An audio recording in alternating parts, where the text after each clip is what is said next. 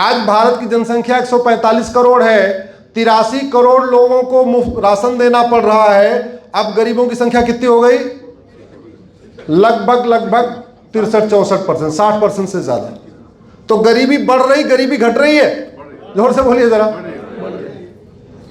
सरकार जब तक 2 करोड़ घर बनाती है तब तक 10 करोड़ बेघर पैदा हो जाते हैं।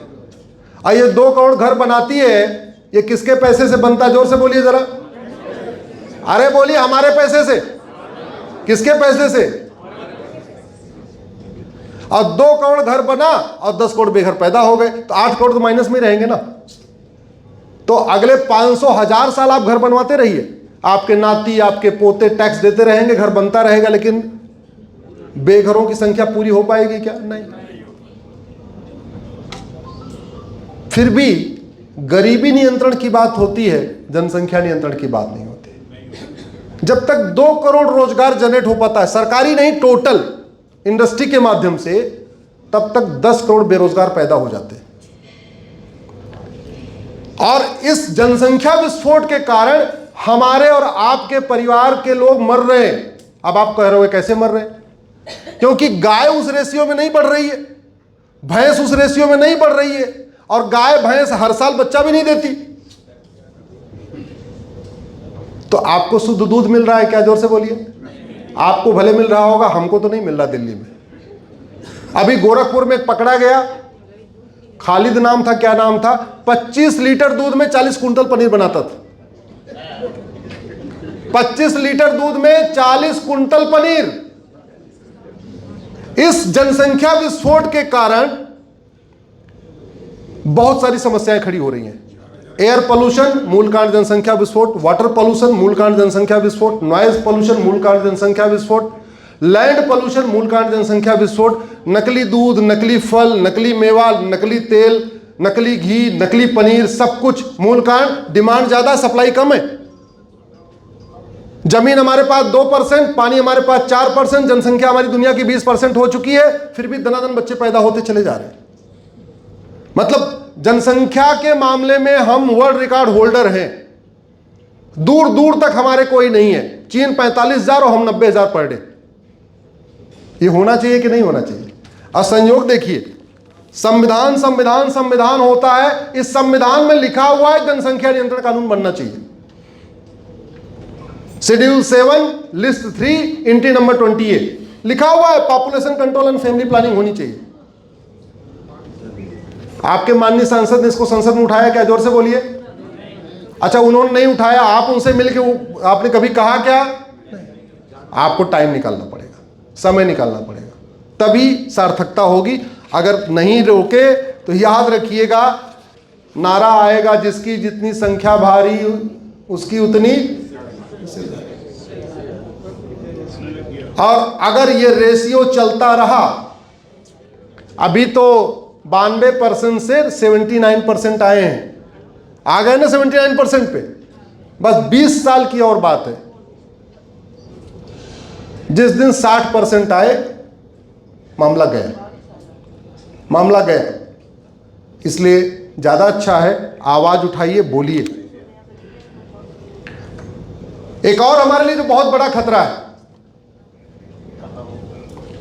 वो है धर्मांतरण जेहाद।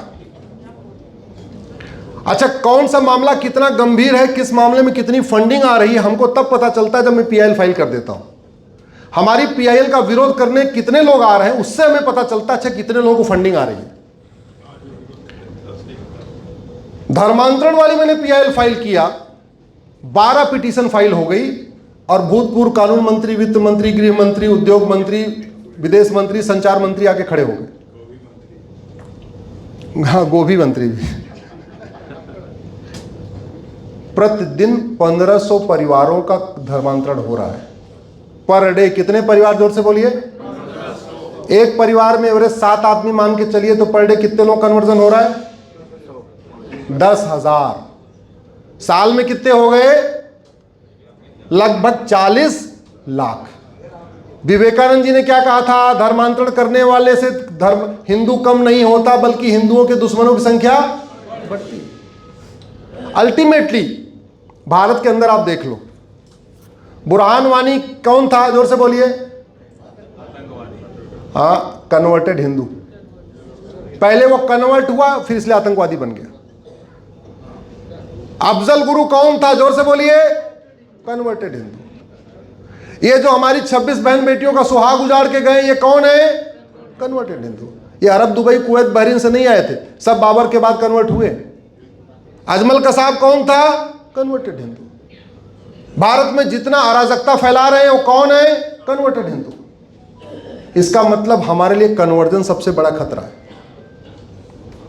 मुगल यहां पे सत्ता के लिए नहीं आए थे, हमें झूठ पढ़ाया जाता है। मुगल यहां पे धर्मांतरण कराने आए थे। अंग्रेज यहां सत्ता के लिए नहीं आए थे, हमें झूठ पढ़ाया जाता है। अंग्रेज यहां कन्वर्जन करने आए थे। मुगल यहां इस्लाम को फैलाने आए थे, अंग्रेज यहां क्रिश्चियनिटी को फैलाने आए थे। और दोनों ने फैलाया, ढंग से फैलाया। एक ने तलवार के दम पे फैलाया, एक ने कानून बना बना के कन्वर्जन कराया, और वो रुका नहीं। धर्मांतरण अपने आप में एक इनडायरेक्ट वॉर है। धर्मांतरण अपने आप में सबसे बड़ा देशद्रोह है। धर्मांतरण हमारी राष्ट्र की सुरक्षा के लिए खतरा है। धर्मांतरण हमारी एकता अखंडता के लिए खतरा है। दुर्भाग्यवश हमारे पास केंद्रीय स्तर पे धर्मांतरण से निपटने के लिए कोई कानून ही नहीं है। नए वाले कानून में भी एक चैप्टर है ऑफेंस रिलेटिंग टू रिलीजन, यानी किसी की धार्मिक भावना अगर आपने आहत कर दिया तो मुकदमा दर्ज हो जाएगा। लेकिन आपने किसी को साम दाम दंड भेद द्वारा कन्वर्ट करा लिया तो मुकदमा नहीं। धर्मांतरण किसी एक राज्य की समस्या है या पूरे देश की समस्या? जोर से बोलिए जरा। और जो समस्या पूरे देश की हो उसका कानून विधानसभा में बनना चाहिए, संसद में बनना चाहिए? संसद में बनना चाहिए। ऐसी कोई बीमारी नहीं जिसकी कोई दवाई नहीं, ऐसी कोई समस्या नहीं जिसका समाधान नहीं।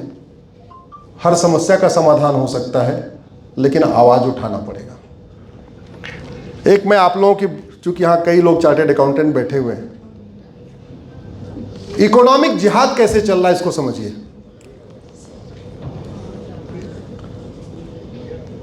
अमर अकबर एंथोनी फिल्म कितने देखी क्या? सबके पिता कौन थे? किशन लाल। जोर से, सबके पिताजी कौन थे?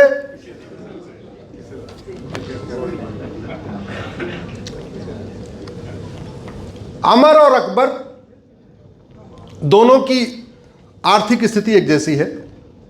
दोनों के पास 1-1 करोड़ रुपए है। आप लोग बिजनेसमैन हैं। अब मैं आपको यह बताने जा रहा हूं कि कैसे आपके हाथ से बिजनेस निकलता जा रहा है। अमर अकबर दोनों के पास कितना? 1-1 करोड़ रुपए। दोनों ने कहा चलो भाई टूर एंड ट्रेवल का काम करते हैं। कौन सी गाड़ी खरीदते हैं? एक काम करो 10 लाख रुपए वाली गाड़ी खरीद लेते हैं। अमर के कितने बच्चे? 2, और अकबर के 10। यही फार्मूला लगभग चलेगा। अब अमर गाड़ी खरीदने गया, बोले जी हमको 10 गाड़ी खरीदना पड़ेगा, खरीदना है। बोले 10 में नाम बताओ कितने? बोले बच्चे तो 2 ही हैं। बोले ना ना ना, पहले तुम कंपनी बना के आओ, अमर टूर एंड ट्रेवल बना के आओ, तब तुम्हें 10 गाड़ी मिलेगी। अकबर को अकबर टूर एंड ट्रेवल बनाना है नहीं, क्योंकि 10 थे, उसने 1-1 गाड़ी सबके नाम पे खरीद लिया। अब अमर ने अमर टूर एंड ट्रेवल बना लिया तो उसको वो गाड़ी 10 लाख की नहीं मिलेगी, बल्कि उसको पीली पट्टी वाली गाड़ी लेना पड़ेगा। उसका रोड टैक्स ज्यादा होगा, उसका इंश्योरेंस ज्यादा होगा।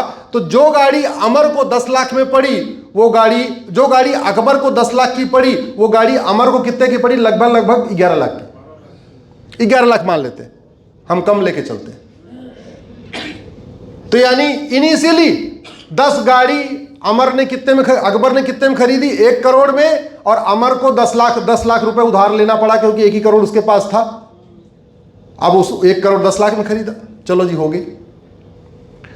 अमर को 8 ड्राइवर भी और चाहिए, क्योंकि घर में बेटे तो 2 ही हैं, तो 8 ड्राइवर भी रखना है। अकबर को ड्राइवर चाहिए क्या? नहीं, पहले सारे घर में ड्राइवर है। अब अमर ने अमर टूर एंड ट्रेवल बना लिया तो जीएसटी में रजिस्ट्रेशन कराना पड़ेगा। अकबर को रजिस्ट्रेशन कराना पड़ेगा क्या? नहीं। अमर को इनकम टैक्स में भी अपना पैन कार्ड वगैरह बनाना पड़ेगा। अकबर को बनवाना पड़ेगा क्या? नहीं।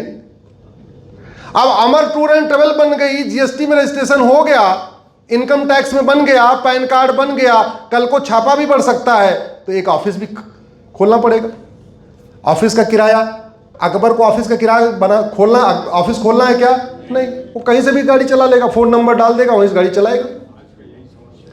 अब अमर जब सबके दायरे में आ गया, वैट के दायरे में आ गया, टीडीएस के दायरे में आ गया, इनकम टैक्स के दायरे में आ गया, जीएसटी के दायरे में आ गया, तो सारा काम खुद कर पाएगा क्या? किसकी मदद लेनी पड़ेगी? जोर से बोलिए। चार्टेड अकाउंटेंट की। कितने चार्टेड, हाथ उठाइए जरा। अब आपकी मदद लेनी पड़ेगी। आप फ्री में काम करोगे अमर का क्या? नहीं, तो थोड़ा आपको भी देना पड़ेगा अमर को। अकबर को जरूरत है क्या चार्टेड अकाउंटेंट की? नहीं। किसको जरूरत है? अमर को। अब नतीजा यह हुआ, अकबर तो 10 रुपए किलोमीटर गाड़ी चला सकता है, लेकिन अमर 12 रुपए पर किलोमीटर से नीचे चलाएगा तो उसको बहुत नुकसान हो जाएगा। अब आप लोग जब खड़े हो, आपको अमर 12 रुपए पर किलोमीटर में गाड़ी दे रहा है और अकबर 10 रुपए पर किलोमीटर में गाड़ी दे रहा है, आप किसकी गाड़ी लोगे? जोर से बोलो जरा, जोर से बोलो जरा। अकबर की। तो 1 साल के बाद यह होगा, अमर टूर एंड ट्रेवल बंद हो जाएगा। अमर ने जो गाड़ियां खरीदी उसको आधे पौने दाम पे अकबर को बेच के वो कहेगा चलो कोई और धंधा करते हैं। ये हमसे होने वाला नहीं है। ये है इस घटिया इनकम टैक्स, इस जीएसटी, इस वैट, इस टीडीएस सिस्टम का दुष्परिणाम। इसलिए मैंने पीआईएल फाइल किया है, ये सारे टैक्स सिस्टम खत्म किए जाएं और भारत में वन नेशन वन टैक्स लागू किया जाए। खर्च करने पे टैक्स हो, कमाने पे कोई टैक्स ना हो।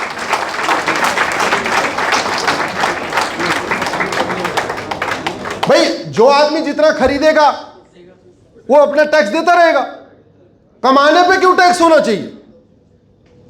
टैक्स की चोरी रुकेगी, आपका दिमाग शांत रहेगा, आपको जीएसटी इंस्पेक्टर का भय नहीं रहेगा, आपको इनकम टैक्स इंस्पेक्टर का भय नहीं रहेगा, आपको कागज हर बार बार नहीं भरना पड़ेगा। आपको मेंटल पीस मिलेगी कि नहीं मिलेगी? जोर से बोलिए जरा। सारे यहां बिजनेसमैन बैठे हुए, आपको मेंटल पीस मिलेगी कि नहीं? अरे तो भैया डिमांड करो ना, बोलो ना, आवाज उठाओ ना। और नहीं किया तो ये तो मैंने आपको एक एग्जांपल दिया है, ऐसे हर फील्ड में देख लेना। सब्जी मार्केट उठा के देख लो, फल मार्केट उठा के देख लो, बाकी कारपेंटर वाली मार्केट उठा के देख लो, बढ़ई वाली मार्केट उठा के देख लो, बाकी सारी मार्केट उठा के देख लो। हाथ से बिजनेस निकल रहा है कि नहीं निकल रहा है? और ये जो हाथ से बिजनेस निकल रहा है, इसके लिए टैक्स सिस्टम जिम्मेदार है। और इस टैक्स सिस्टम के लिए कौन जिम्मेदार?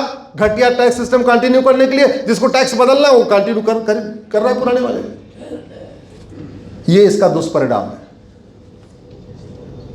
भारत में 100 रुपए से बड़ी नोट बंद हो जाए, 5000 रुपए से महंगे सामान का कैश लेन देन बंद हो जाए, प्रॉपर्टी को आधार से लिंक कर दिया जाए और आधार को यूनिक आइडेंटिटी बना दिया जाए।